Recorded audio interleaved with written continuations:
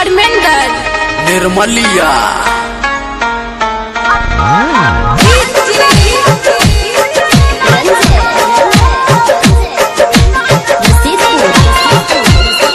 माँ Gayatri recording studio.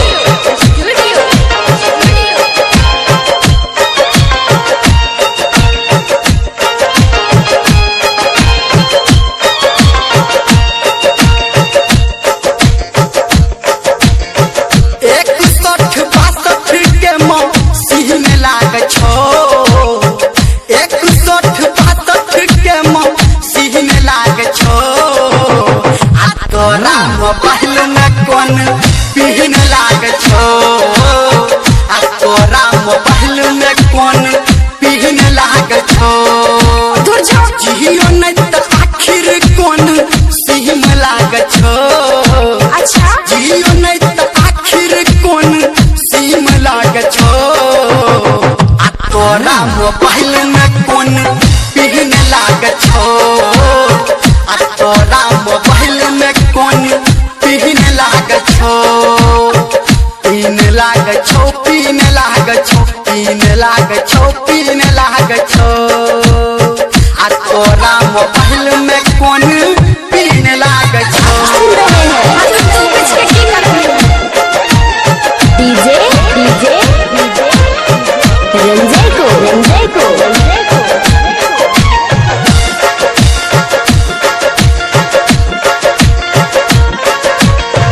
भेल तू जबान जब से लाग नहीं छो मन के आ हरदम आबही छौ तोरा ककर तक फोन के।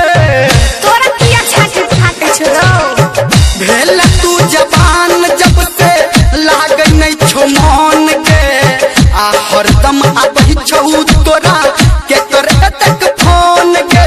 दुर्जो एगो नहीं त दूगो बाप रे बाप हाय हाय हाय एगो नहीं त दूगो तीन लाग छो आ तोरा मोबाइल में कौन पिहन लाग छो आ तोरा मोबाइल में कौन पिहन लाग छो। पीन लाग छो पीन लाग छो पीन लाग छो पीन लाग छो तोरा मोबाइल में कौन पीन लाग छो। मोटरा पिन लगे छै रसीदपुर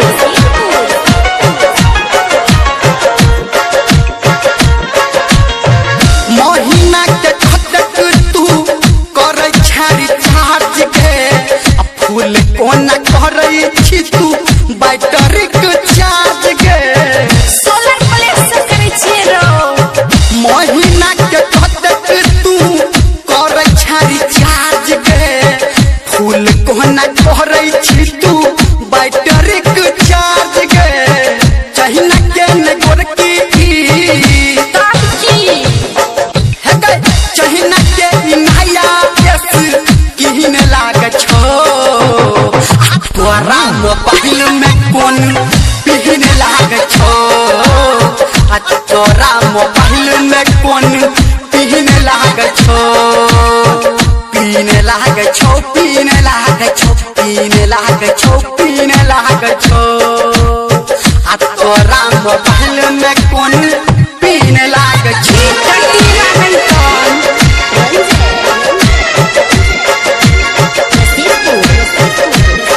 अभी आप सुन रहे हैं सावरिया म्यूजिक।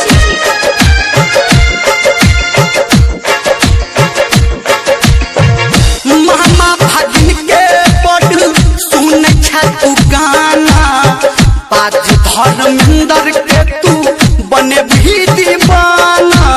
ठीक छै सोचा दे है गे मामा भगिन के पढ़ सुन तू गाना पाँच धर्मेंद्र के तू बने भी दीवाना। डीजे संजय गौतम के आय हाय हाय डीजे संजय गौतम बिनु सुन लाग छो आ तोरा मोबाइल में कौन पिहन लाग छो आ तोरा मोबाइल में कौन पिहन लाग छो आ आ तोरा मोबाइल में कौन पीने लाग छो